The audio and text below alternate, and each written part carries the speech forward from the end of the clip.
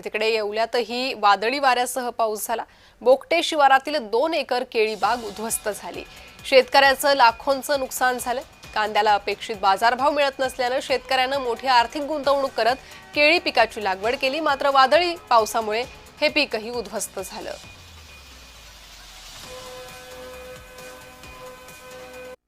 आम्ही काल झालेल्या अवकाळी पावसामुळे माझे केळीचे खूप नुकसान झाले। पहिले मी कांदे लावत होतो, तर कांद्यांमध्ये मला काही मिळालं नाही, त्यामुळे मी पीक बदलून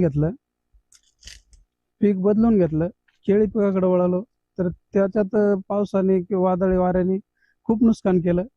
त्या नुकसानीमध्ये आम्ही पूर्ण भुईसपाट झाल्यासारखं वाटतंय का याच्यात आता काही भेटणार नाही। व्यापाऱ्यांनी जी समजा सौदा झाला होता तो नाही म्हणून सांगितलं। काल अचानक 5 वाजेच्या दरम्यान वादळी वाऱ्यासह जोराचा पाऊस झाला, विजाच्या कडकडाटासह। तरी काल अतोनात नुकसान झाले आहे शेतकऱ्यांची। काही घरं पडली, काही पिकांचे नुकसान झाले, इतर सर्व पिकाचे नुकसान होत असताना आमच्याकडे कांद्याला बरेचसे शेतकरी वैतागले होते, त्यामुळे नवीन पिकाकडे वळाले होते। तर केळी बाग लावला होता आमचे प्रगतशील शेतकरी बापूसाहेब दाभाडे यांनी।